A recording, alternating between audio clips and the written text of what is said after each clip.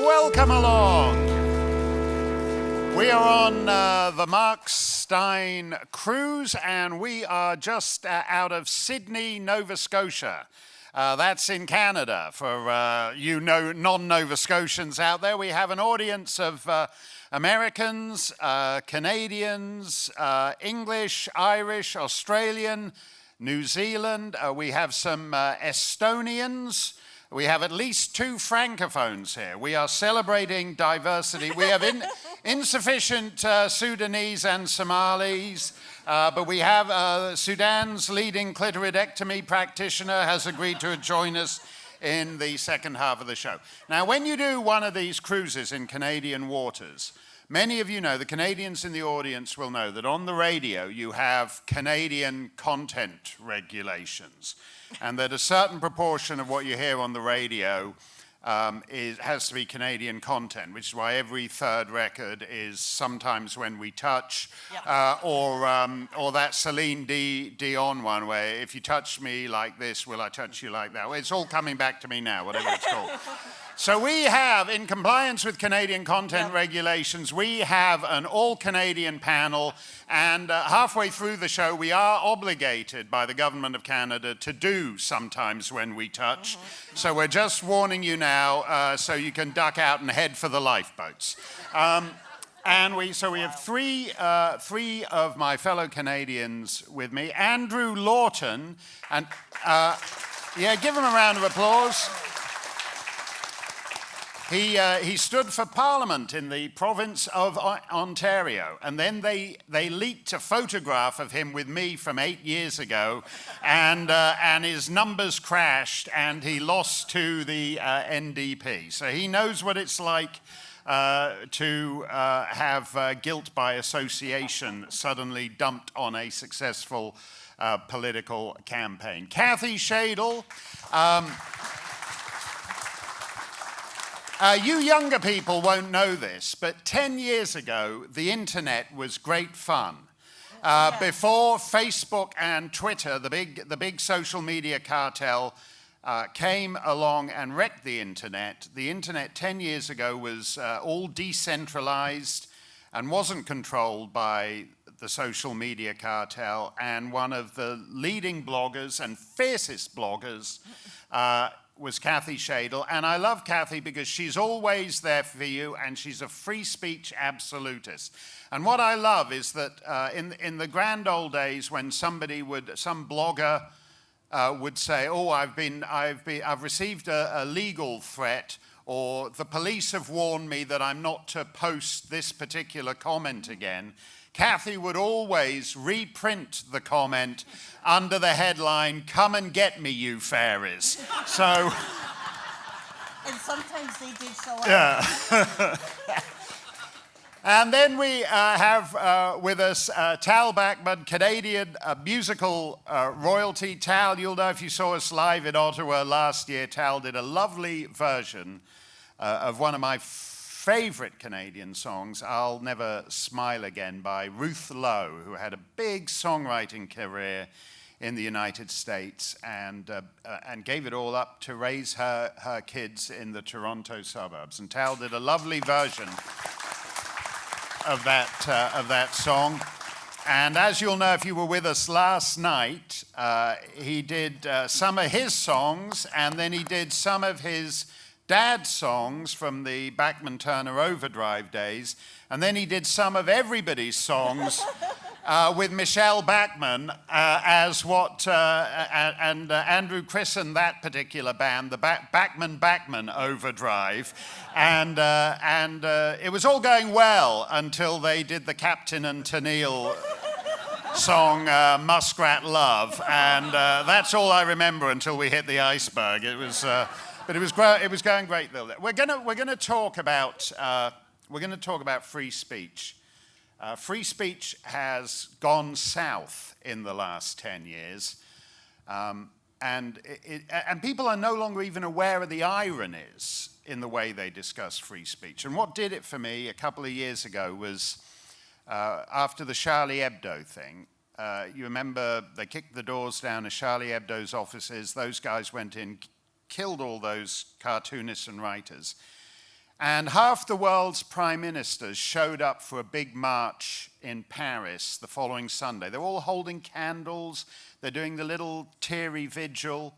And then they all go back to their own countries. And that god-awful, wretched squish, David Cameron, went back to his country after taking part in the free speech, Je suis Charlie, and all that.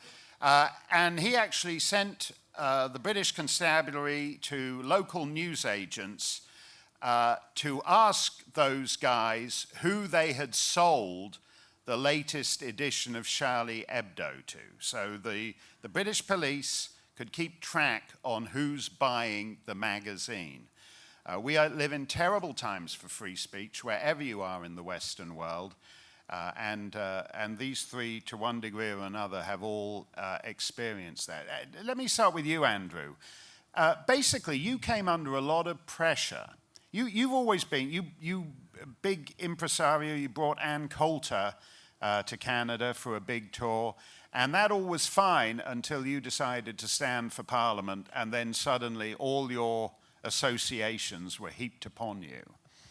I don't know if it would be fine necessarily. I remember when we put that Ann Coulter tour together back in 2010, which even the non-Canadians in the room know about, because that was the tour where she was warned by the University of Ottawa intelligentsia that Canada's hate speech laws might, apply to, her political commentary.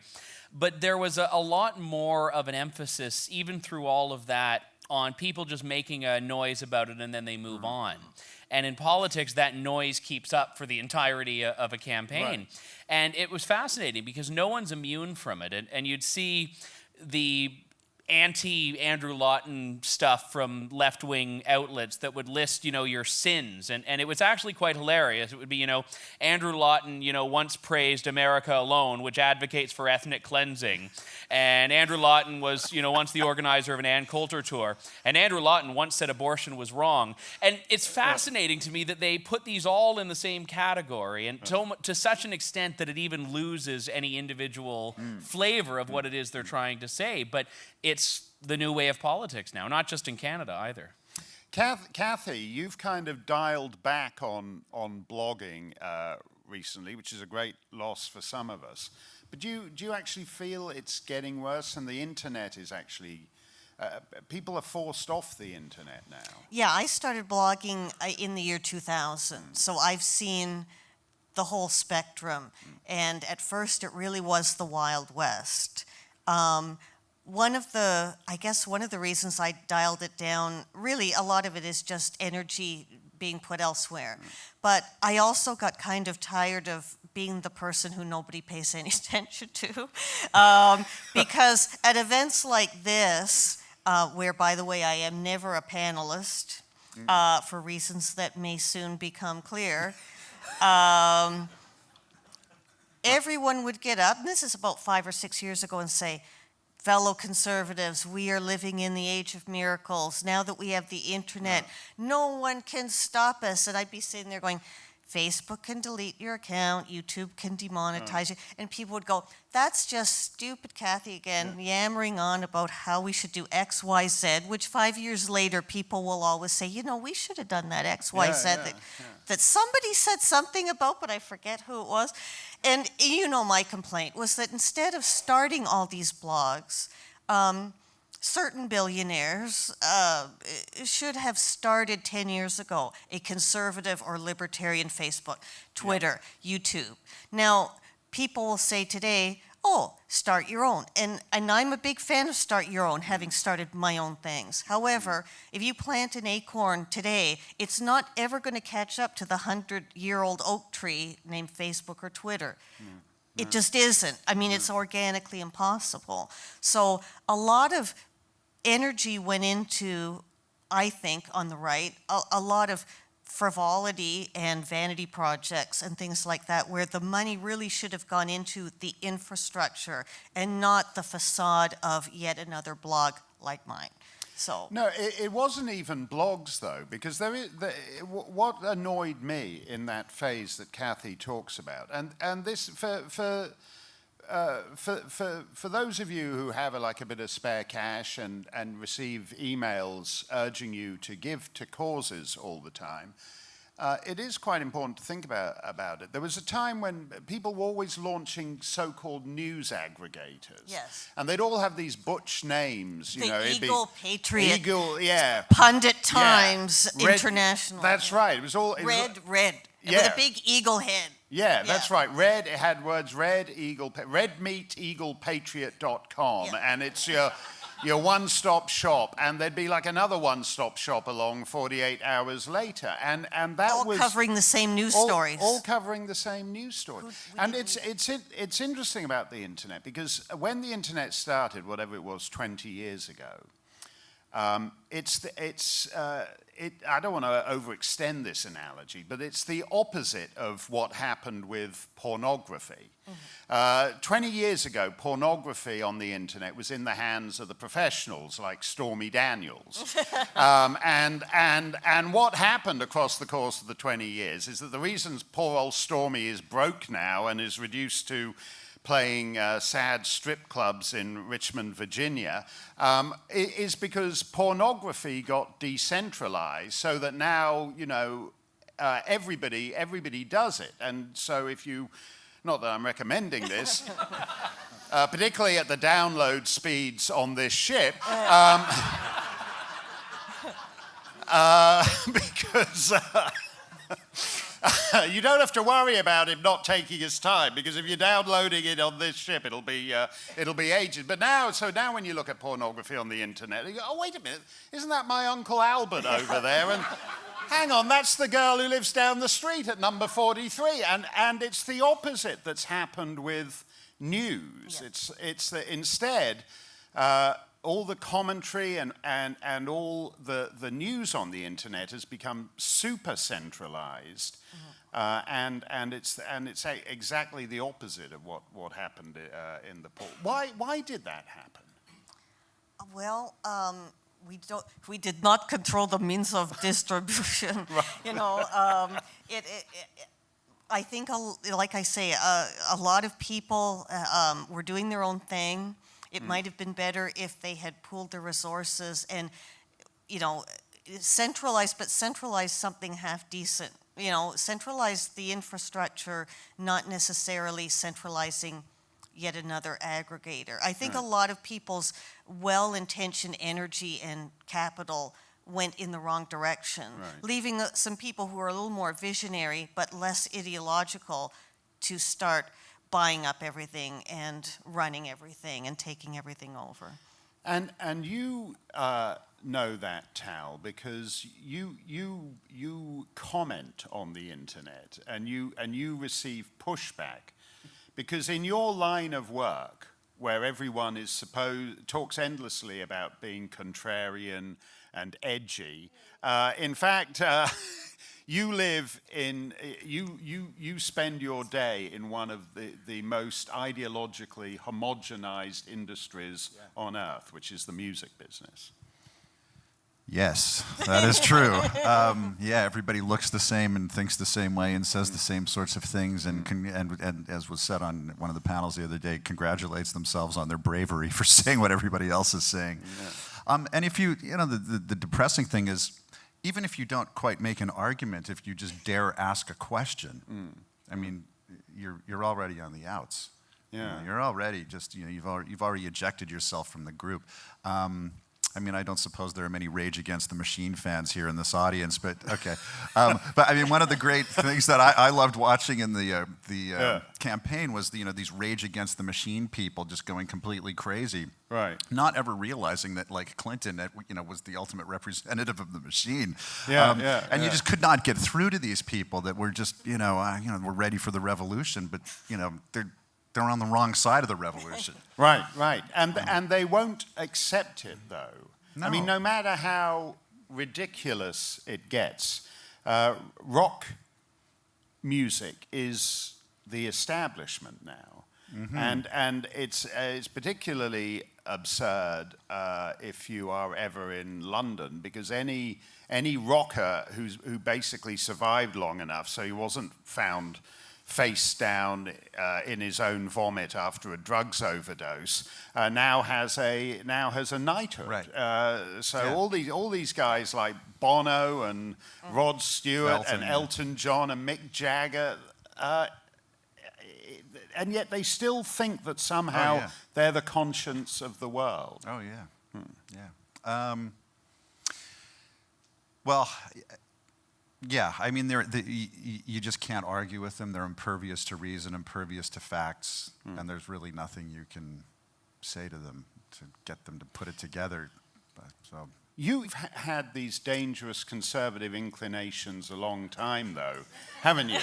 It's not so. No, I just want to be clear on this. Normally, because when you meet left-wing rock stars, it's because they believe in world peace and debt forgiveness for Africa, and they want transgendered bathrooms and all this kind of thing. And normally when you meet a so-called conservative rock star, it's because he's seen his tax return and he doesn't want to have to move to Switzerland or the West Indies, and so he's just someone who's in favor of lower tax rates. But you actually were of a conservative bent when you were like still struggling and trying to make it.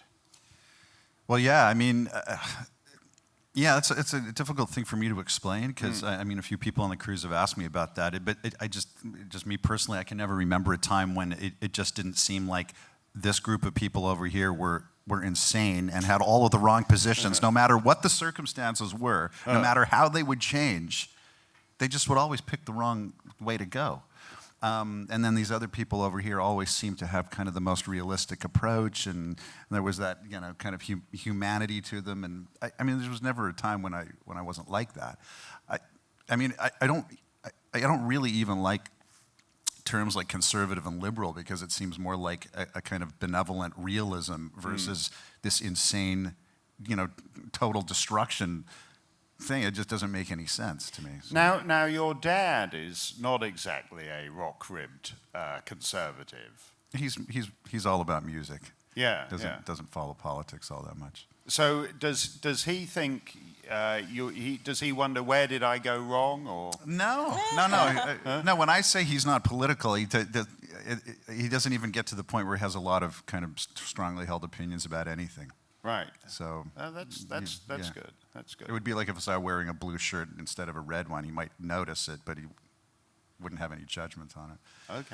Okay. And Kathy, you were in a slightly similar situation because before you started blogging, you wrote poetry and presumably. I mean, there are so-called right-wing poets, but I wouldn't have thought there would be a lot in the Greater Toronto area. No, my first book was nominated for the Governor General's Award, and if I do put out another collection of poetry, it will not probably be published, let alone I'd have to publish it myself, and I will never be nominated again. So I cling to my little nomination plaque.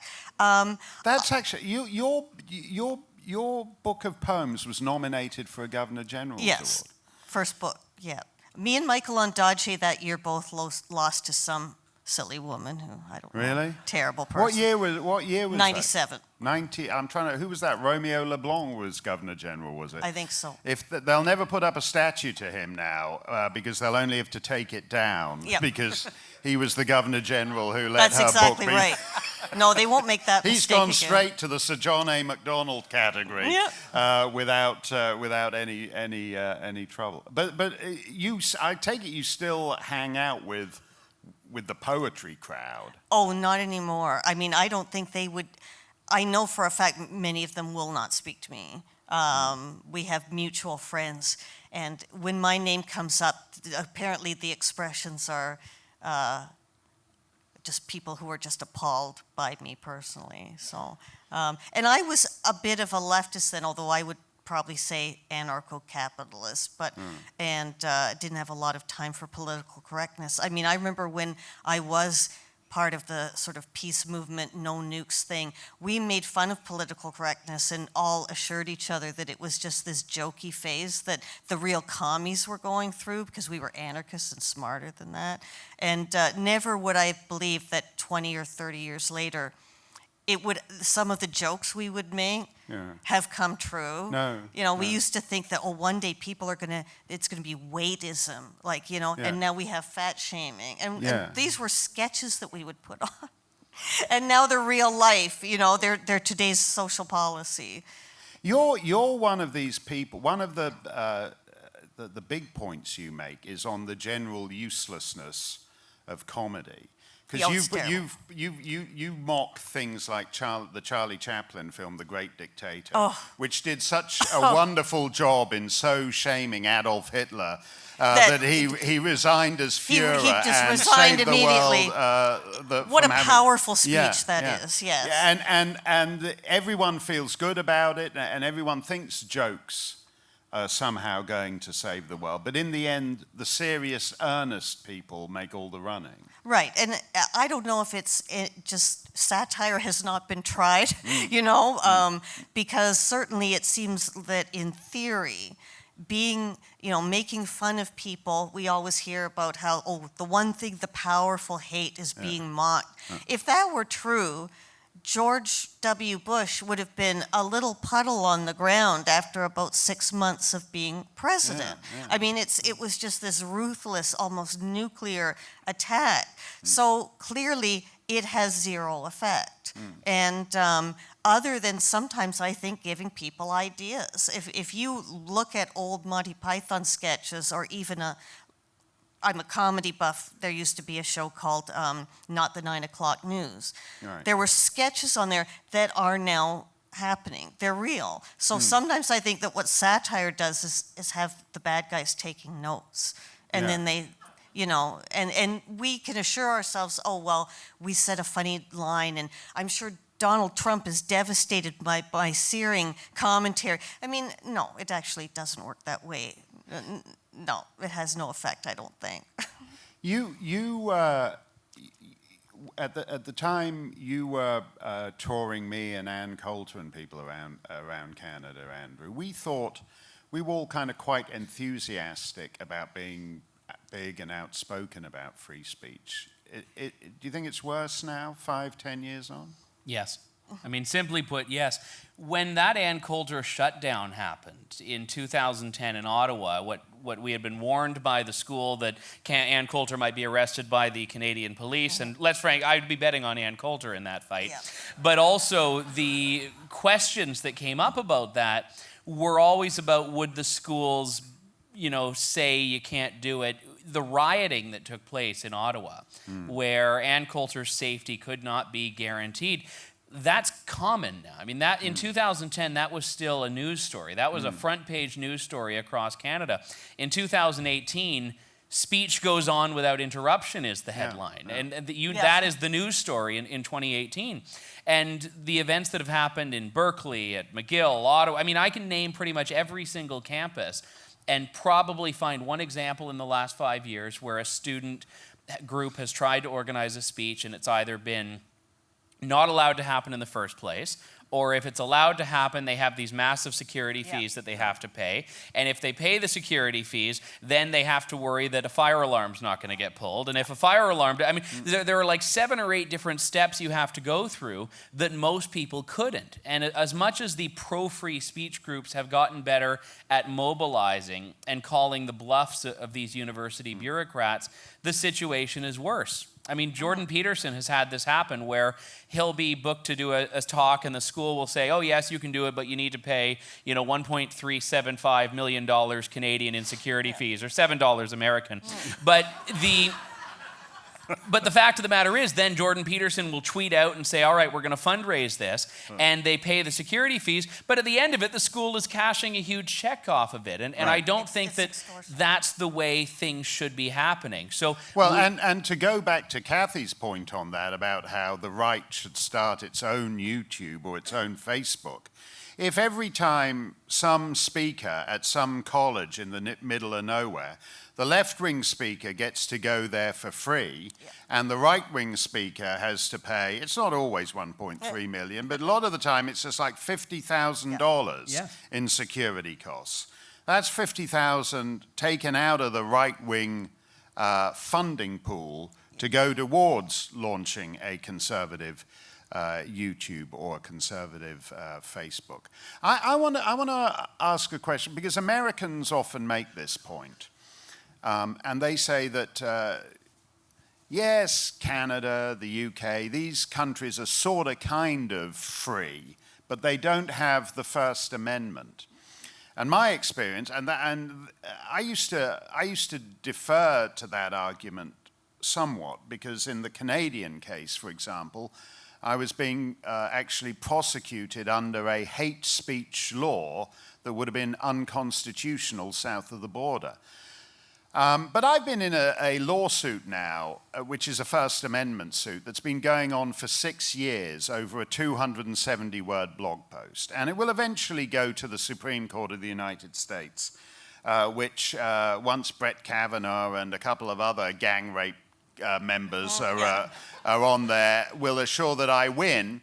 But I will have had to have spent, by that point, like $12 million to establish that it's legal for me to write this 270-word blog post. So there's a theoretical legal right to freedom of speech. But it seems to me that what's actually more important is that what's acceptable speech in the US is actually shrinking remorselessly, so that the guys getting booted off Twitter, the guys getting shut down and shadow banned and all the rest of it on Facebook and YouTube, that space, which has nothing to do with being regulated by government, that space is shrinking all the time, almost periodically now, day by day. And so in that sense, America is ultimately heading to as bad a destination as Australia or the UK or anywhere else. Yeah, I was going to say, I said anarchist a while ago. There are times when I think that XYZ really is just a bunch of words on a piece of paper, and I think that what's happened with the First Amendment, it's become almost like a restraining order. I mean, you can joke that with some people you get a restraining order against, unless it's about 12 feet by 12 feet and bulletproof, it's really just a piece of paper. And it's reached the point where the First Amendment, we're not living in the 50s and 60s where even liberals or leftists pretended to care about the First Amendment. So while it's very nice to have this piece of paper with words written on it, it's been eroded, I think, mentally and across the culture so that it no longer has that wonderful, clarion call. You could stop an argument, ironically, by saying, I have a First Amendment right. And now it doesn't even work that way, It doesn't mean as much anymore. Can I jump in here? Yeah. Well, I mean, I've been saying this for years. Nobody believes me, so it's nice to hear you say it. Yep. Yeah, like words on a piece of paper do not enforce themselves. They don't interpret themselves. They don't apply themselves to individual sets of circumstances. People do that. Yep. So you kind of get to a point here when you're thinking about this kind of stuff where it seems like, I hate to say this, but, feeling great because you have a First or a Second or whatever amendment, or you have a Bill of Charter of Rights and Human Freedoms, it can very easily become this kind of false comfort. It's like words on a piece of paper somewhere, but on the ground, how things are really playing out, there's a million ways to curtail or abolish those rights. Yeah. And we have very famous Supreme Court decisions, which are like outrageous examples of, like in the United States, I guess I could mention Roe versus Wade. Whatever you think about abortion or how that should be settled, that Supreme Court decision is an outrageous example of, it's just, when you read that for the first time, you're like, I can't believe how bad this is. No. There's no real argument. There's no reasoning. It's a majority of justices announcing that from now on, these words on a piece of paper over there mean X. Yeah. And to his credit, William Brennan, the famous kind of activist Supreme Court judge, once said this, the Constitution means whatever we say it means. Yeah. Yeah. And he was 100% correct. Well, the Soviet Union had a constitution. So what? No, and actually one thing, if you have the misfortune to spend as much of your life reading judges' orders as I do, One of the things you soon learn, I mean, judges are terrible writers, by the way, and if you read your way up, you know, district court, superior court, all the rest of it, it isn't really all that surprising that even at the Supreme Court level, they're written in completely incoherent ways. But I think that's actually quite a big point that Tal is making there, that it's the disposition of a people that determines whether you have a climate of free speech. And Kathy mentioned that back in the 50s, lefties used to say, they used to do the apocryphal Voltaire line, I disagree with what you say, but I will fight to the death for your right to say it. And nobody I've never asked anyone to fight to the death for my, just a mildly supportive tweet or your signature on a group fax, you know, whatever, that would do. But they don't, the ones who are basically under whatever you say now, under 40, under 50, under 60, under 70, they don't even pay lip service to that anymore, Andrew. It used to be that if a policy or a decision or a statement was against the fundamental principle of free speech, not even the legal principle, but just the human principle, you could make that point, and as Kathy said, people would realize, oh yeah, you're right, that is threatening free speech, therefore it's wrong. You can't get people on board with the premise that free speech is a good thing, which means that if you're having an argument, well, no, you can't censor me because that's against free speech, that's a selling point. I mean, that's a feature, not a bug to these liberals now, these progressives. And what's so terrifying about this, if you look at the future, is that in all of these cases on campuses, whether it's Lindsay Shepherd at Wilfrid Laurier University or Jordan Peterson, or one that just came out in Canada last week where a university student was told she couldn't cite a medical statistic related to abortion because of the way it might make people feel.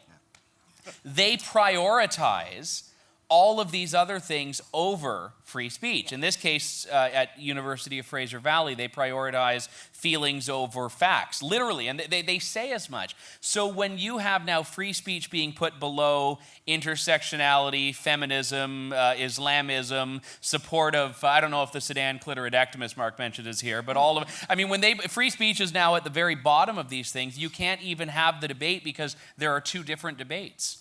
Well, they really don't want you to have the debate. I saw a story just a couple of days ago at Manchester University in England. The Students' Union has now banned clapping because clapping triggers people. So that, for example, if, like when Tal Bachman was here the other day and she did her big thing saying, oh, Trump's great, isn't he? And everyone applauded. But if someone sitting next to her had said, I really like Jeb in 2020, and nobody had applauded, she'd have been triggered by the lack. So they've now been told they can't clap. And at Manchester University Students' Union, they have to make jazz hands, you know, which I always I personally find triggering because that reminds me is like racist minstrel shows. Yeah, that's like right. Al Jolson doing "Mammy," and so I don't even get the logic. I mean, it always seems to me. I mean, the point isn't that Al Jolson jazz hands aren't triggering. It's just to wreck what had previously existed. Is that the priority? Is that it? It's like killing it? That's the priority? Well, I do know that is probably going to be declared cultural appropriation from deaf culture, because that's deaf culture, is that. So, and that's a culture. We all know that people wearing hearing aids are undermining deaf culture. I don't know if you've heard that. A lot of deaf people are against cochlear implants because we'll lose our deaf culture. Oh, I don't make this stuff up, folks. No, wait a minute. Why is this deaf culture? That's applause. Is it? Oh, yeah. Oh, I see. I know weird stuff. I thought that was just like the fake signing that the guy at Nelson Mandela's funeral was doing. Oh, yes, that was...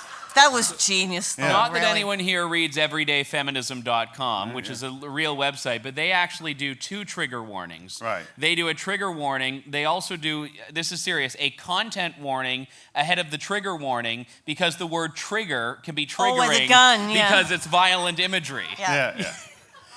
But what I don't get about this is it all just a giant head fake, or are they seriously triggered by this? Everything these people say is a lie in a weird sort of way. Everything is a euphemism, right? Right. So everything is a euphemism. So they make these, okay, like just, I mean, I haven't thought this through, so I'm probably going to mangle this next part. Yeah. But I mean, you know, like when it comes to free speech, you know, that kind of classical liberal John Stuart Mill position is that you can say whatever you want, but there's that kind of harm principle. Unless you can demonstrate that the words that you're saying pose an imminent danger of harm to somebody, you can say whatever you want. And that was kind of like the, at least the superficial kind of, you know, the kind of, even in the 60s, you know, the kind of free speech was kind of over on the left. But, I mean, where was I going here? I mean, so I mean, when you kind of like narrow this aspect of the debate to that thing, you just, I mean, it's very simple what they do. They just expand the definition of harm to mean, you know, absolutely anything and everything that allows us to destroy you. It's always, I mean, everything seems to be a proxy battle or a kind of a euphemism for what is this irrepressible impulse toward total destruction of any kind of healthy institution, of the truth. Right. I mean, another angle is, you know, what begins as this kind of polite request for increased civility. Yeah. Because you might hurt somebody's feelings. So this request for polite civility always seems to end in this totalitarian death threat against telling the truth. Right? Yeah. So anyway. What's interesting is they're very good at this because it's always couched in this kind of therapeutic language, while at the same time its end result is quickly totalitarian. Again, all the crazy stories start at campuses, but then they leak out into the real world very quickly. But this guy who at some university who retweeted a headline from The Spectator by the American novelist Lionel Shriver, who was a guest on this show a while back. And the headline was, "It's okay to say a woman doesn't have a penis." And hey, no laughing. Now I'm being triggered. Because she was talking about some group of radical feminists who, I think I've got this right, who don't like some of this new transgender politics because they think it's a way of the phallocracy reasserting itself by the back door, if you get my drift. And so she was writing this piece about some feminist group in Liverpool that had been saying that women don't have penises. And this guy at some university retweets that headline. It's okay to say a woman doesn't have a penis. He got fired from the university magazine. He got fired from some other diversity group. He got fired from being president of the Humanist Society. The Humanist Society. He lost everything in the space of 20 minutes because he thinks you should be able to debate whether a woman has a penis. And I know all you women here in the crowd all have penises. I'm not saying you don't or anything.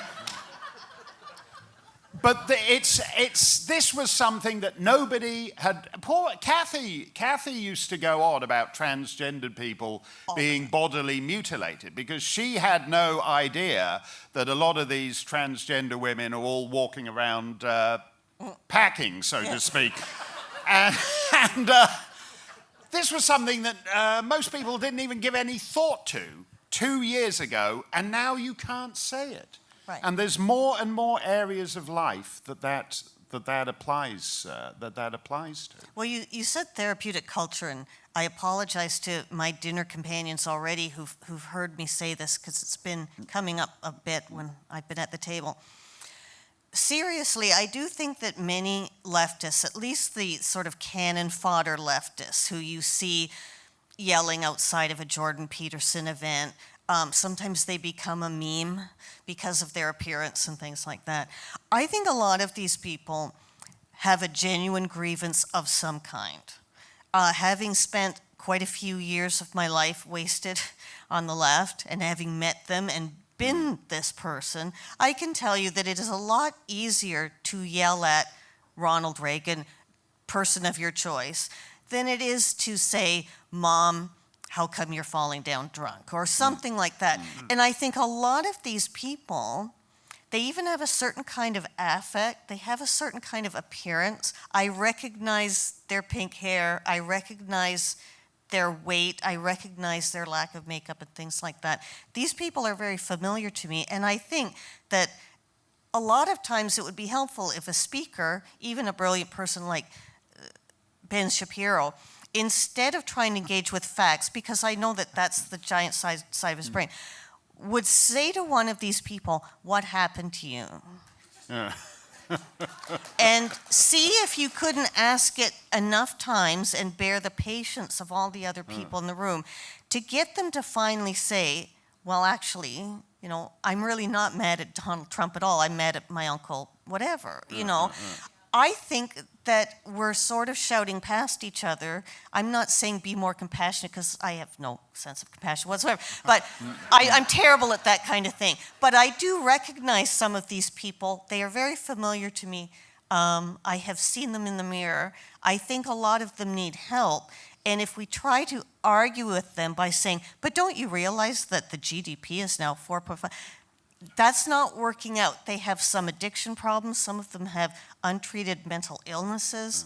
And I think that's a lot of who our enemy is, are people who they want to not have free speech because they're afraid that somebody is going to finally have the freedom to ask them what happened to you. They would rather actually not be asked that. It's so much easier to yell at Donald Trump and project it outwards. That they don't want to have a real debate because you might ask them the one question they don't want you to ask them. Yeah, I think there's a lot of truth in that, actually, because I think I mean, that again is, it's easier to have abstract causes and abstract enemies to do with saving the world or whatever. But you don't look after your own children, that kind of person. Yeah, it's a Dickensian character whose name escapes me at the moment, who was always trying to help the poor people of the world, but her children were all laying there and, you know, starving to death around her. So, no, that's fair. And that's again, these things start off as niche markets, because that used to be like a rock star thing. Rock stars had causes. Yeah.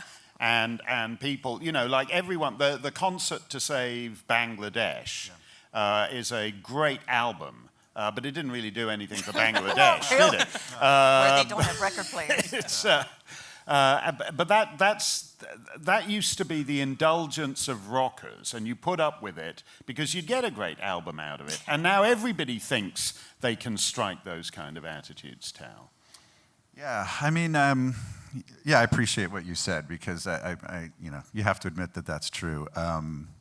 And along the lines of what you're suggesting, I mean, so much, maybe all, of all of that kind of virtue signaling seems to be more about the people that are signaling than about the cause. And I mean, in the cases like you mentioned, I don't know about that concert in particular, but I mean, you can't find an artist or anybody who's participated in any of these, for the most part, in any of these sorts of like big time virtue signaling charity events that has any clue what actually happened to the money, or where it went, or who was actually helped, or how. And in fact, it's even worse than that. It doesn't even cross their minds. No. They get paid in many cases for actually showing up to play the charity. People don't know that. They get their normal concert fee. You know, it's like, we're here to, you know, help out these, I don't know what they are, but, you know, I'm here to, I mean, they're getting their normal concert fee, and they run off stage, and it's the same rider. It's just another gig. But it feels good. It makes them feel like good, important people, and I think that's maybe, you know, they're maybe trying to fill something within themselves. Yeah. Yeah, I think that is true, and that's actually in part why people attach such passion to these attitudes, that in a healthier society, they'd just be going to a boring old Anglican church on a Sunday morning. But in the void left by that, somebody was telling me they passed a church in Sydney and it looked rather nice, so they wanted to go inside and take a look, and it had become a museum. And there's a lot of that in this part of the world. And in the void left by that, people look for these other things to give their lives meaning, which is why who uses which bathroom can seem terribly important to you. Let's take, I know free speech is a huge subject, so let's take some questions from those of you who have them. I think we have Laurie. Oh, and Enoch is going to. We fired my lawyer, Catherine. I mentioned she was running around taking questions, but we fired her. She was useless. So we have, I think as the lawyers say, we have a pro se, that's the legal term. We have a pro se microphone holder in Enoch. And do you want to go to that gentleman in the penultimate row there first? Thank you. I was just wondering if you could tell me why George Soros is still a United States citizen and not in jail. George Soros, for those of you who don't know, is the evil mastermind who controls everything that happens in the world. He was a Hungarian who broke the Bank of England. And you make a good point that he ought to be like a Bond villain and living out in a hollowed-out volcano somewhere, firing laser beams at world capitals. But instead, he apparently moves around the United States as a perfectly normal human being. Why is that, Andrew? I think Tal actually would be the best one to handle this. Tal wrote a song about this, didn't he? Didn't you About George Soros? Soros? No, not yet. Maybe after today I will. Do you want to say, Kathy? Well, money buys a lot of things, and I'm sure that he will never have to worry about that. So One quick point. So this reminded me of what I was a terrible way trying to make about euphemisms. Is one interesting little point is George Soros has the Open Society, yeah, which is borrowed from his mentor Karl Popper, the famous philosopher who was at London School of Economics, who himself was, you would have to say, kind of an anti-communist, civil libertarian type guy who wrote his magnum opus is this 2-book series called The Open Society and Its Enemies. So from what I understand, George Soros was actually a student of Karl Popper's, but you have to know that Karl Popper is just not just rolling, but doing all sorts of spasms in his grave, because he's kind of turned that entire thing on its head. Yeah, and that's actually a critical part of this too. They're brilliant at language, and we are not quite as nimble on our side. So they take all the good words first, and what's left for us is all the crummy words. That's a big problem. Let's have another question. Michelle in the back row there in the.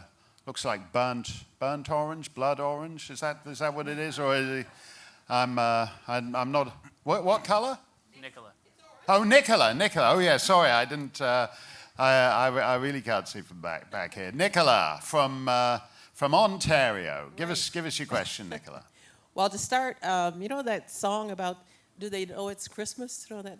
Yeah. Live Aid. I always thought that was so stupid because they're all Muslims or the people that try to help, right? Yeah, no, that's right. It was East Africa. Do they know it's Christmas? Yeah, well, what was that? Yeah. They don't, because they're not Christians. Yeah, No. exactly. And if you did tell them it was Christmas, They they'd might get kill out you. the machete. They don't want to know. It's Yeah. So I was thinking more than free speech, it's free space. Like I see what's going on in Europe. You're afraid to sit out on the sidewalk cafe because you're going to get, hit by a terrorist. Or, in London you're going to have acid thrown in your face or something like that. So I find that it's the space, the public space, that's shrinking more than the free speech. Yeah. Actually, that's a profound point, because if you have a society without the norms of free speech, violence is what's left. The answer to the Charlie Hebdo thing is that if you don't like Charlie Hebdo's cartoon, why don't you do an even more savage and satirical and lacerating cartoon But Charlie Hebdo's enemies say, no, we don't want to bother with that. It's not a cartoon competition. We'd just rather kill you.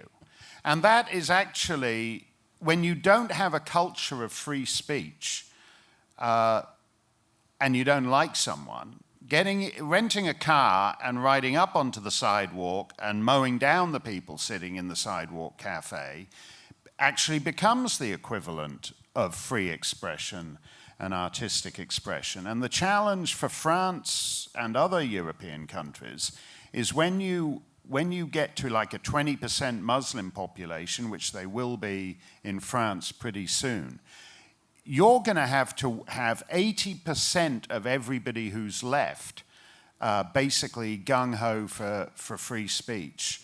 Because this other 20%, they don't all want to kill the Charlie Hebdo guys. They don't want to all rent cars and mow you down on the sidewalk. But they have no commitment to real, vigorous, open, free speech. And that arithmetic eventually becomes dispositive, Andrew. Yes, and I think that the two are connected, though, the free space and the free speech. There's a term called no platforming, which is basically trying to deny a person who wants to speak a platform. So these people would have no issue calling up Holland America and saying, we don't think Mark Steyn should be able to have his panel. And then we move to another cruise line and they call them up, and they move to another and they call them up. And they would systematically go through every single venue, every single space until we didn't have one. And they've done this with other speakers before, not just on campuses, but in the real world as well. And what's fascinating about this is that they'll say, oh, no. When I do that, it's my free speech that I'm expressing because you don't have a right to a platform. And they're taking this literalist view that because it's not government that's censoring you, it's not a free speech threat. Mm-hmm. But every time I've met one of these people, I've asked them, okay, one question. Would you prefer, or do you think it would be okay if the government did what you're doing right now? And their answer is always yes. They fundamentally don't believe in free speech.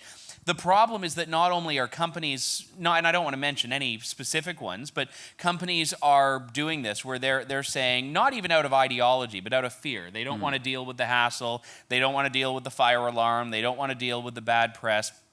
But even governments are. My own town, we have a few people from London, Ontario here.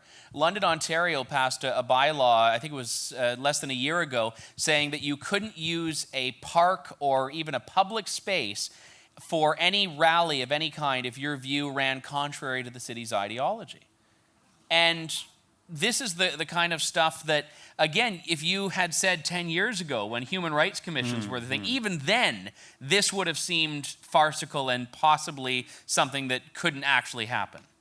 Remind me again why we got kicked out of the London Conference Centre? The London Convention Centre. Yes. That was a municipal. We were booked in there, and I was looking forward to going there. Yes, so this was back after the Ann Coulter Tour. Mark Steyn coming to London, Ontario, the first ever speech there, I believe. And the city-owned convention center, so this is the type of place that would have been covered under this bylaw I mentioned, which wasn't around then. Maybe this was why, actually, Mark. But this city convention center called us a week before the event and said, upon consultation with members of our board and concerns from the local Muslim community, we were afraid that this event would not meet the sensibilities of London. Now, 2 months earlier, Canada's largest BDSM conference was at that venue, and that didn't concern the local imam. Sexapalooza was okay, but not Steynapalooza, No, as that's you said. right. We only called it Steynapalooza because they'd hosted Sexapalooza. And the poster for that at this municipal conference centre had been some poor guy who was like strapped to the rack like this. While some dominatrix in a steel-tipped spassk was giving him the cat o' nine tails. And so that's perfectly acceptable to the taxpayers of London. But me coming in there was, no. Yes. We have to maintain normal social standards. So And me too. There is something about London, Ontario, because do you remember when they tried to keep me, the white supremacist, from speaking with a Jew on one side and a Muslim on the other? We were having that big thing. Right, and I remember you tore apart a particularly stupid London Free Press columnist who I don't think ever showed his face again. But No. yeah. Well, so I got to say, Mark was very upset because in the lead up to the event that we did have, which we put to another venue, he was, every time, his name was actually different. They wouldn't refer to him as Mark Steyn. They used his full name on his passport, controversial author Mark Steyn. Controversial author. But then the last day, the day of the event, it was tonight outspoken author Mark Steyn. They demoted. I don't. Yeah, I think, but I like that because that's again, it's this way of labeling. Yep. Yes. So they always say, "Oh, the controversial Mark Steyn is coming to London, Ontario." On Tuesday, they'll be hosting the controversial Mark Steyn. It's like I couldn't get a table in a restaurant. I said, "Oh, it's Mark Steyn. I'd like to book a table." Oh, sorry, we're all full up. Actually, I'm the controversial Mark. Oh, why didn't you say so? We've got. Oh, that's fantastic. Come this way. Can I call you Contro? It's like. I mean, that is what, it is extraordinary. Kathy, another great line of Kathy's that she used all through the human rights battles is, "You're too stupid to tell me what to think." And what's, and you're absolutely, what's so depressing about this is the moronic groupthink of so-called mainstream commentators and all the rest of it. Oh, it's very true. And I mean, just having encountered some of these people, nowhere near as many as Mark has, but even something like watching the classic encounter between Ezra Levant and the poor woman in the Human Rights Commission who was sitting across the table from him. I'm sorry, but these are people whose IQs are lower than mine. And I don't care if they have PhDs and I didn't go to university. These people are dumb.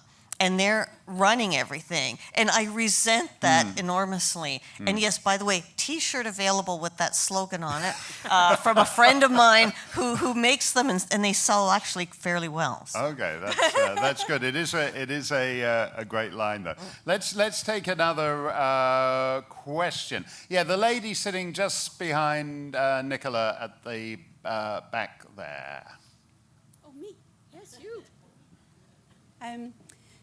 How do you explain how the people in media worldwide have just voluntarily shut up?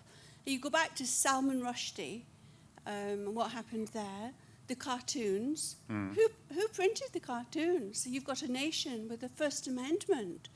The only person I know was Ezra. Right. So what's the reason for this acquiescence? Why are they so willingly doing this, do you think? They own property that they don't want blown up, I think. I think even before Charlie Hebdo, there was a huge idea that people could come through our door and kill us if we do X, because it's not even a matter of annoying people writing letters to the editor. These are people who have put warrants out, death warrants out for people. You know, they're not playing games. They fly planes into buildings, so they won't have any hesitation of coming and just shooting you and your staff. I mean, honestly, I think a lot of it at base is, you know, the Globe and Mail has a really nice building, and it would be a shame if something were to happen to it, you know? Yeah, and it has actually, though, deteriorated since the terrible. Salman Rushdie thing. I mean, 30 years ago... People pretended to care. Even his fellow authors who hated his guts at least had the decency to pretend to care. Yeah, because it's not... He was not a well-loved man. No, Salman Rushdie was unlikable even by the standards of fashionable North London novelists. And he was an unpleasant person. But they all went to the mats for him in a way they wouldn't. Even 10, 15 years on, that had all gone, Tal. And the idea of artistic solidarity has gone now. Well, there's so much to say about all this. We could go for hours. I mean, I just was thinking as you're speaking, and I mean, when you back up and then back up again and back up again, I always kind of end up thinking about that troubling question, which I think you kind of wrestled with, judging from America Alone and some of the stuff you wrote there, is I mean, that question about whether liberal democracy can engender that sense of meaning and almost religious attachment that some of these other in some cases, religions or kind of false religions, like kind of standard secular leftism. And maybe, maybe that's why you just have that, you just push and push and then they cave. And you push and push again and then they cave again. And there's these other blocks of people that have kind of, coming back to what Kathy was saying about the sources of meaning and that sense of purpose and identity and all those sort of, sort of sub-political aspects of being human. Whether it can last in a weird sort of way. I mean, it's kind of depressing to say that, maybe. I mean, it seems like we need some infusion of an extra ingredient. Yeah. Right? We had iron, but then they made steel because they kind of infused a couple other elements. And I don't know if John Stuart Mill is enough to combat that thing. I think you're right there, and I'm always very resistant. I remember when my human rights battles started in Canada, and some keen blogger wanted to have like a big rally for free speech at Parliament Hill in Ottawa, and in the end I said no, because I knew exactly what would happen, that there'd be 7 people who would turn up because we could all meet in his 1984 Honda Civic. We didn't need to have a big gathering on Parliament Hill because it's an abstraction. And unless it's rooted in something like a kind of cultural pride or a civilizational pride or religious faith, abstract liberal principles are not enough for people to actually live their lives that way. Let's take another question. The gentleman at the back there, Enoch, has been waiting quite a while. Let's go to him.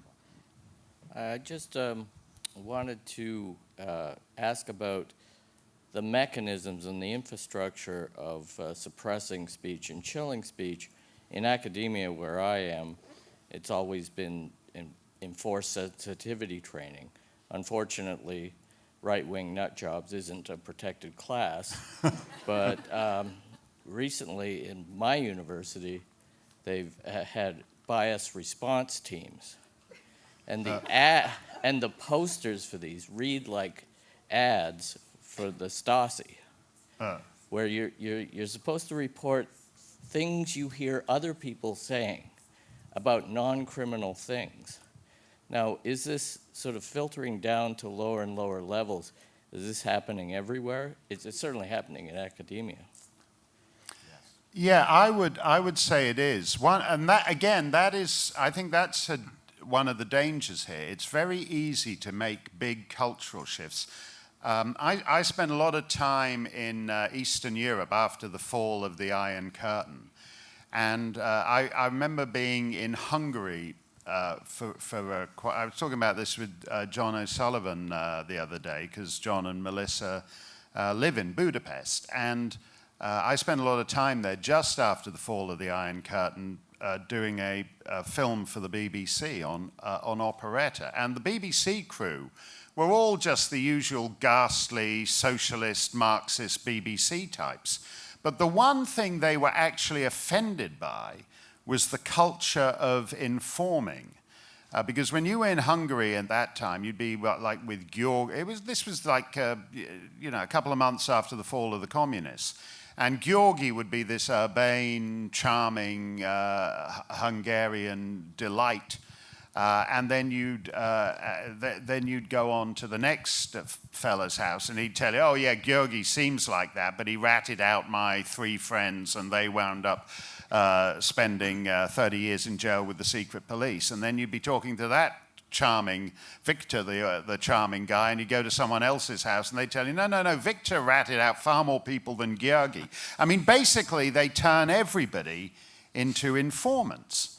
And these BBC Trotskyite, Marxist, socialist guys who were on that TV crew just didn't like it, because they thought it was not English, it was not cricket, to just inform on everybody.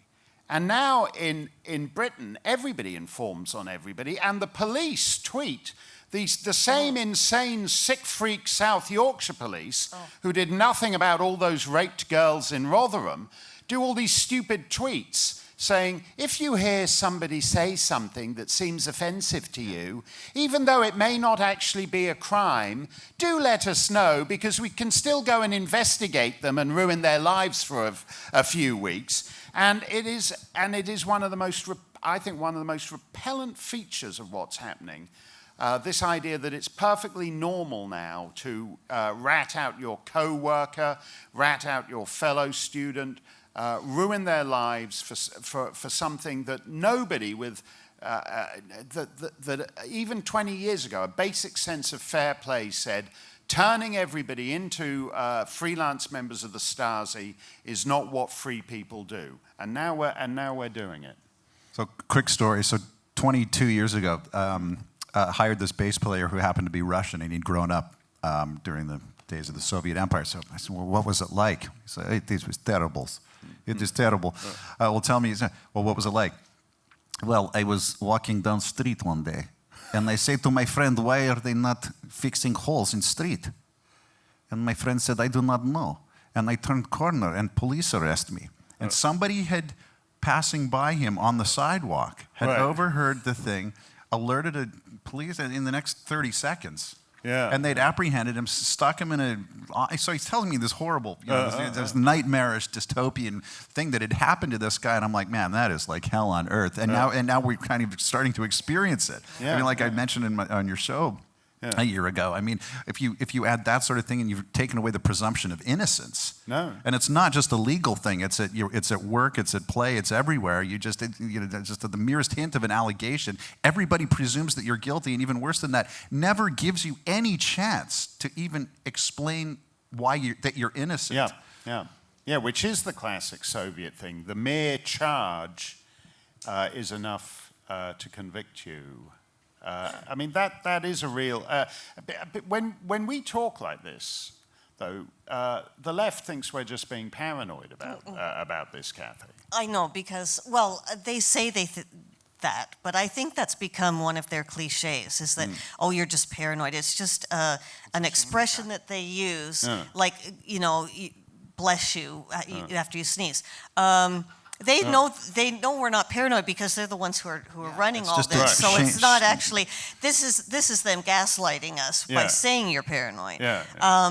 And the only way around a lot of this is to A, refuse to participate, and B, to sabotage it. So, I did learn some things on the left about putting sugar in gas tanks and things like that. Like one way to get back at the South Yorkshire police would be for, 100 people to coordinate phoning them at any given time and sending them all to somebody else's house, their friend's house, on a more and more hilarious, ridiculous thing. It's like a general strike. Of course, it's not going to work if 2 people do it. You do have to have some kind of organization. But I've said for years that if everyone just said Merry Christmas and everyone just said, no, I am not going to diversity training, what are they going to do? Because if we all didn't do it, then the company would be empty and it would go out of business. So, to me, it's easy. And people say, well, it's easy for you to say it. It's like, well, first of all, it's hard for me to say. And second of all, I wouldn't have to say it if you would just do it for once, But it's always me and you and 3 other people, isn't it? It would... just to go back to that whole Danish cartoon thing, when Kathy says it's always me and you and the rest of it, that's what... I talked about this with Kate Smythe. Won't like me saying this because she gets annoyed when I say something nice about Julie Bishop, the former Australian foreign minister. But she and I actually talked about this a couple of years ago, because Julie Bishop went to the Charlie Hebdo offices after the thing, and she said, I just wanted to say we love your work, guys, which I was appreciative of. And I said to her, what depressed me about the Charlie Hebdo thing and all these Je suis Charlie is that when it counted, there wasn't any Je suis Charlie. I had a slight acquaintanceship with, I think it's 3 of the people who died that day, because on all these stupid free speech conferences, it's always the same people going around Europe, and then some of them get killed, and some of them get shot, and some of them get forced into hiding. So, like I was like 12th on the bill. I was like the acrobat in the vaudeville thing. I'm like down there. And then as everyone else ahead of you gets killed and shot and forced into hiding, you suddenly wind up, you're top of the bill. So you're the one who's going to get killed or shot or forced into hiding. And there's a very small group of people. And in the end, the Charlie Hebdo reprinted the Danish cartoons, and Ezra Levant's Western Standard reprinted the Danish cartoons, and I think somebody in Norway reprinted the Danish cartoons, and Le Monde and the Times of London and the Washington Post and none of the big guys reprinted the Danish cartoons. And what I was talking about with Julie Bishop that haunted me in the days after that Charlie Hebdo thing, when I talked about the couple of fellas I'd known, the 3 guys I'd known who died, is the thought of those final moments when the door was kicked open and they realized that the world wasn't with them and they were going to die alone because of the cowardice of the editors at the Times of London and the Washington Post and the Globe and Mail and Le Monde and Die Welt and all the rest of them. And that's the horror of it, that unless you do that Ion Hersey Alley thing and share the risk, they will just pick off people one by one, and it becomes easier the more they do that for everybody else to shut up. Let's have a question from the lady in the front row here, Enoch. Come on, sprint. You can get there. Run or I'll forget what I'm going to say. So anyway, I'm glad you said that about the free speech and the news media and all of this that's happening. But I'm from Colorado Springs, Colorado, and we're one of the last county strongholds of the conservatives, and we're losing it fast. But we're the home of Focus on the Family. We're the home of Michelle Malkin. And so we can still say a few things. But the problem is, I don't know what we can do when we have a feeling and we want to use our free speech. We write to the editor, and of course you have to use your full name, and they decide whether they're going to put it in the paper. So you find your letter in the paper, which I've done a couple of times, and then they allow 3 or 4 of the contradictories, and you never hear another piece of support for you. And like the networks, thank God for Fox. I mean, if you listen to any of the others, we had a lady from Colorado Springs that The View invited because she had made some kind of a comment. And she went there and they tore her apart. And she wasn't sophisticated. She wasn't a PhD or anything, but she had a strong feeling. But nobody would listen to it. And so I feel that the only way that we can say how we feel is through the voting booth. And that's why Trump was elected. All we heard, I live in flyover country. We're one of the Walmart deplorable people, but we're the hard workers who pay our taxes, who don't break the law, and we were tired of it.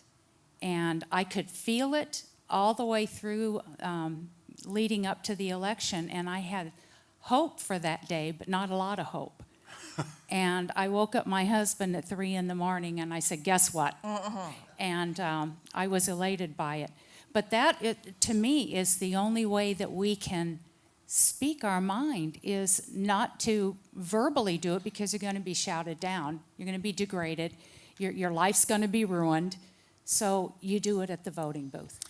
Let me turn that point around slightly, because that's true, and everybody goes on Tuesday in November, casts their vote.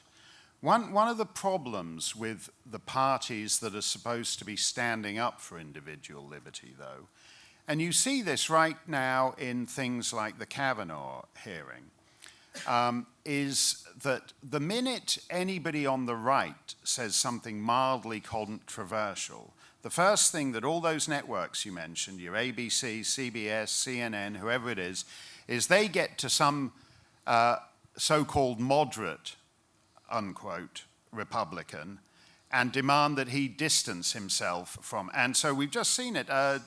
Trump gave some speech, and immediately everybody stampedes to Jeff Flake and Susan Collins' office to demand that they distance themselves from that.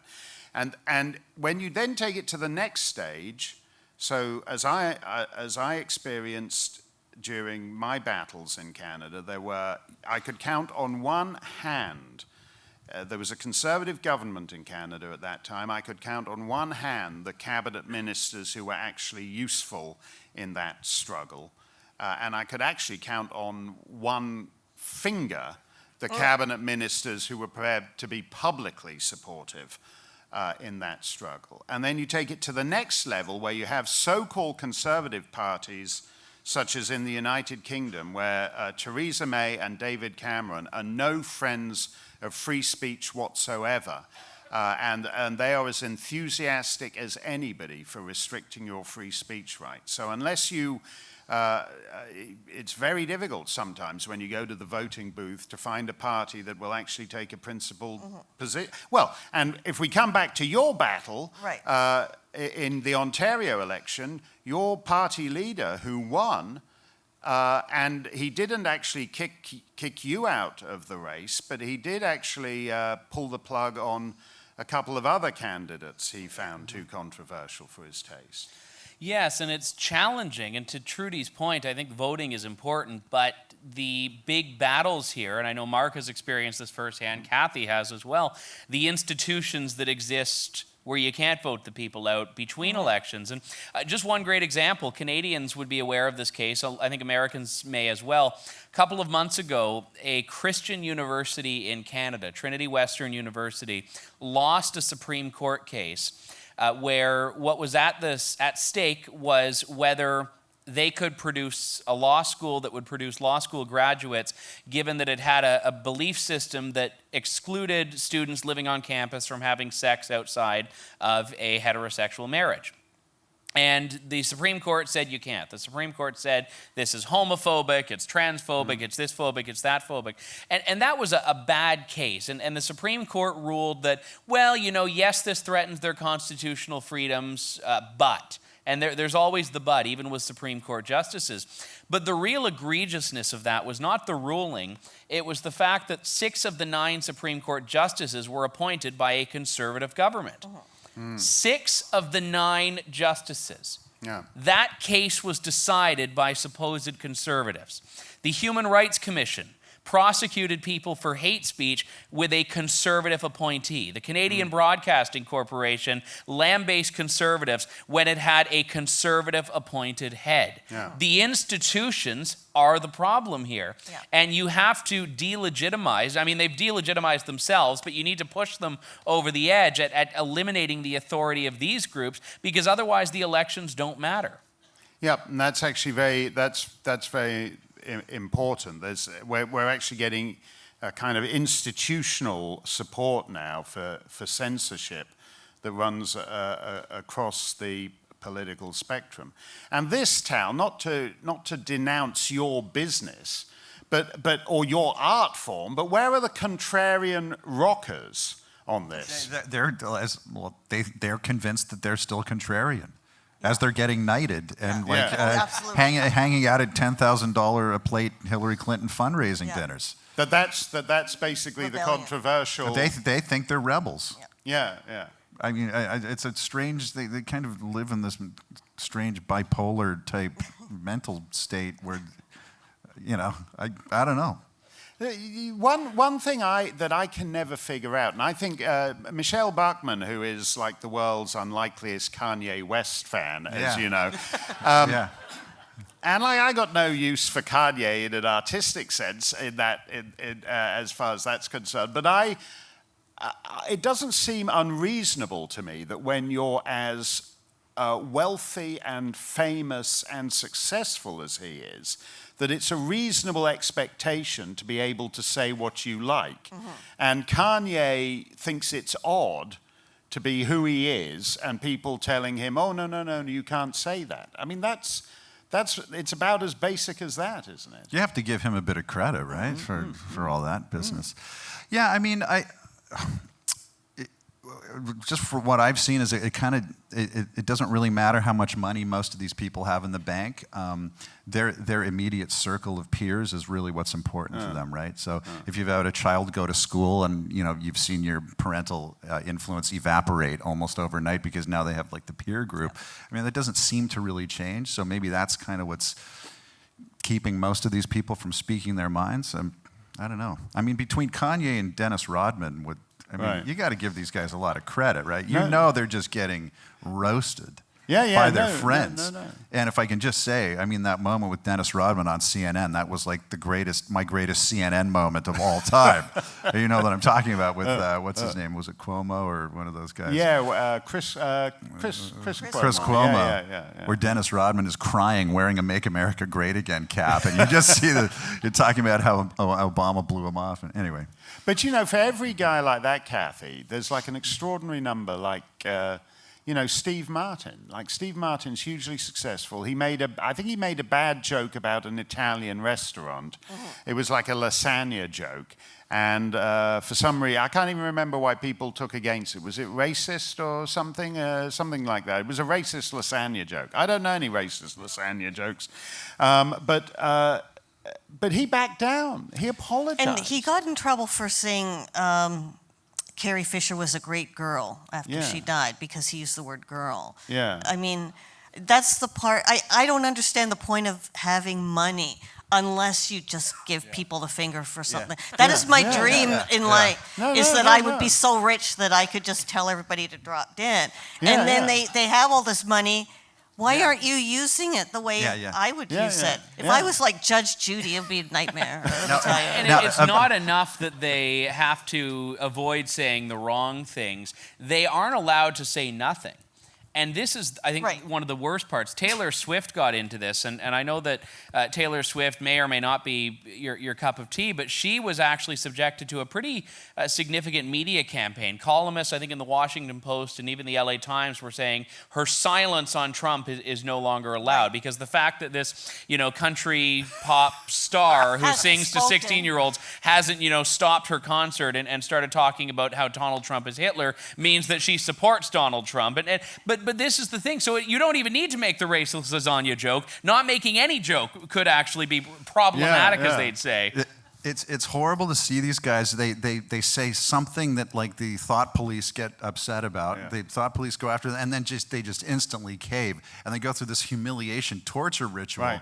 And I mean, I can't even imagine the hell that Brett Kavanaugh went through. Yeah. And I don't know that anybody could have done a better job when he came back. But I will say that there's a big part of me that wishes he would have like shown up on a motorcycle with aviators, smoking, and just sat down with a giant bottle of Jack Daniels, and announced that Dianne Feinstein should be brought up on Senate ethics charges. Yeah, absolutely. Right, and he should be smoking while he's saying it. Yeah, absolutely. And that's actually, Tal is making an important point here.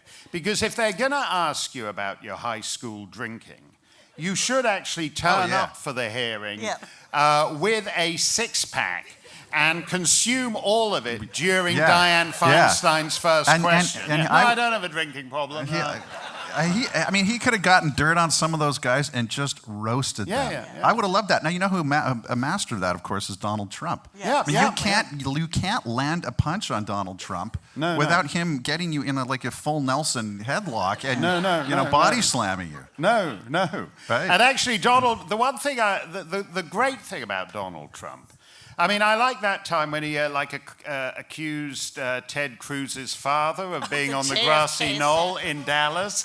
Because, I didn't see that coming. And I thought it was a very interesting, an interesting strategy to take with your principal. And I loved it when for some reason, Ben Carson was running on the fact that he'd once attempted to knife his mother.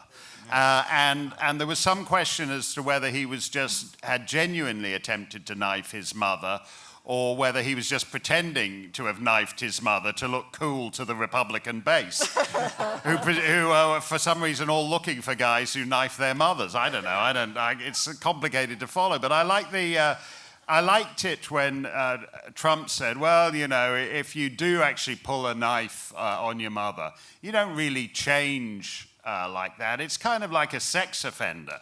And Ben Carson was asked how he, like a couple of weeks later, he pulled out of the race. And Ben Carson was asked how he felt about being compared to a sex offender. And he said, well, you have to give it to Trump. It worked. And the thing about that, Kathy, is what was beautiful to watch is actually someone who just says whatever the hell he wants to say, and none of the normal consider. And the great question is that just Donald Trump's prerogative, or can other people do it too? No, I realize that, but it's twofold. First of all, I think it's jujitsu or some kind of martial art where, you know, if you just, and a comedian will tell you this too, if you just go out there and go, boy, ladies and gentlemen, am I fat? I mean, no one is going to say anything to you because that would be stupid. You've already admitted X. You know, and Donald Trump doesn't hide his hair, and he doesn't try to do any of those things. And it's my critical mass argument again, which is if everyone would just do this, you will notice that the effect it can have is reduced. I've been afraid to type this, or we're all going to get in trouble, or will I get sued? And I can guarantee you that none of the things that I thought would happen have happened. Now, other things have happened, Right. but not the things that I was afraid of. So sometimes I think we think ourselves into a corner of, well, you know, I'm going to lose my job and all this stuff. Well, what if maybe you'll find a better job? You know, maybe you'll find, I lost a lot of friends over 9/11 because I suddenly realized I had many America asked for it friends who were otherwise wonderful people. Well, there they go, but I'm sitting up here with you because I went on the internet going, non-idiots after 9/11 kind of thing. You know, it was pretty difficult And to under do. the Google algorithm, right. that pulls up 7 hits, I think. Yep. You make a good point, though, that in a sense it's not worth worrying about anything, because what will kill you, it will be the lasagna joke that kills you. You know, you could do 27. You could worry about the first 27 tweets, and should I say this? Should I say? And they'll all be fine. And then you'll make some innocuous lasagna joke, and you'll be dead when it happens. So actually, the most important thing I think we can all do is cease worrying about that, because when they take you out, it will be for something that you didn't see coming. And the world is so mad now. The guy that really got to me, and because the great thing about Trump is he's funny. He's brilliantly funny. And he's funny about things you're not meant to be funny about, which is why they don't like him. And we live in a world now where the police investigate jokes. When Nelson Mandela eventually died, some guy in England was having trouble with his computer. And he tweeted, my computer takes longer to shut down than Nelson Mandela. And it's not that funny, Kathy. Stop that. No, I like it. That's good. And the police came round and investigated him. And again, it's the Soviet thing. They used to be the guys who wouldn't let you tell the joke. And now in some of the oldest settled societies on earth, we have police departments who investigate the joke. Final question. Are you optimistic we can change this, Andrew? I wasn't before Trump got elected. And I think that the question will be, and I'm not one of the people that's a diehard, he can do no wrong type. I'm one of these people that tries to view it in a very down the middle way. But I think that the story of how the media has overplayed its hand every single day of the Trump presidency is the fascinating one. And every time the media says, oh, this is going to be the end of Donald Trump, and then 3 days later his poll numbers go up, that wears thin. Yeah. And I think that the question will be, can anyone else pull it off but him? Because if in 2020, or in 2024 more aptly, we start to see politicians that are coming out and not being afraid of it. I mean, Michelle Bachman's absolutely tremendous.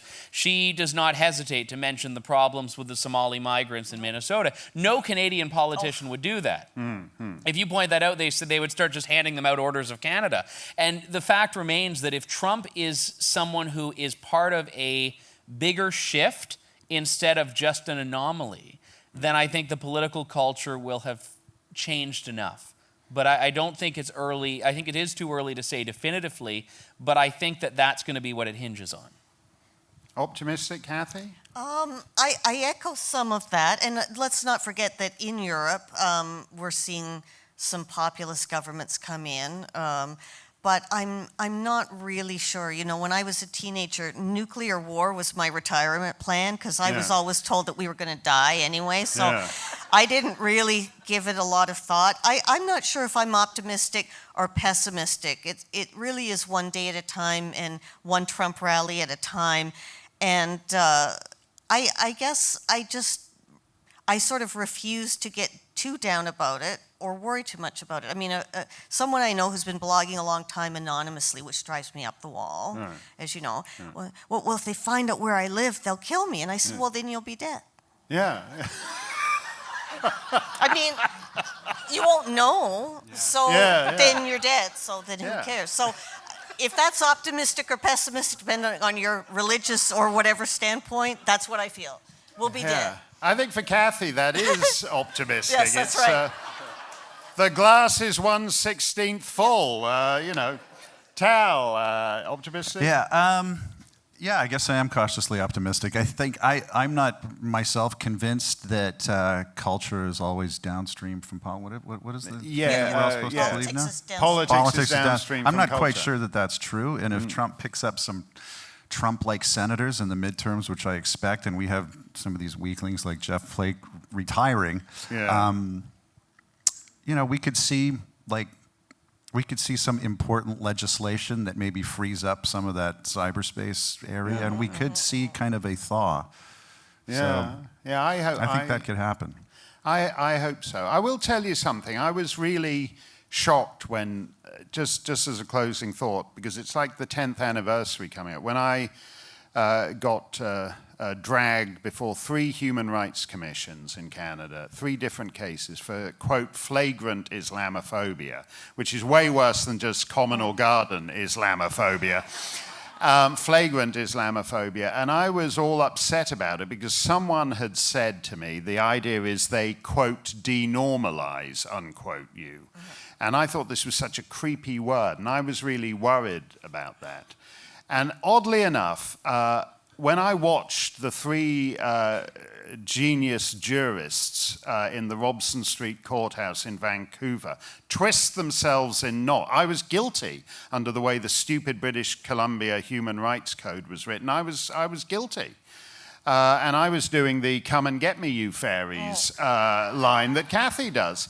And the fairies were terrified of being made to come and get me. Exactly. So they twisted themselves. You were saying Roe versus Wade is a poorly written decision. You should see the garbage order, the garbage ruling that those 3 judges in British Columbia gave. I was guilty, but they were scared as hell of people standing up to them. And if you've ever been in in American courtrooms, you're meant to stand up when the judge comes into the room, right?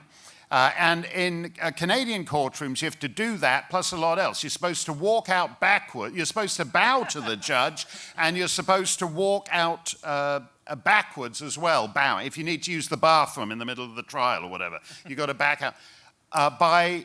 On the Monday of that trial, a couple of people didn't stand up when the judges came into the room. By midweek, the majority of the people in that courtroom were not standing up for the judges.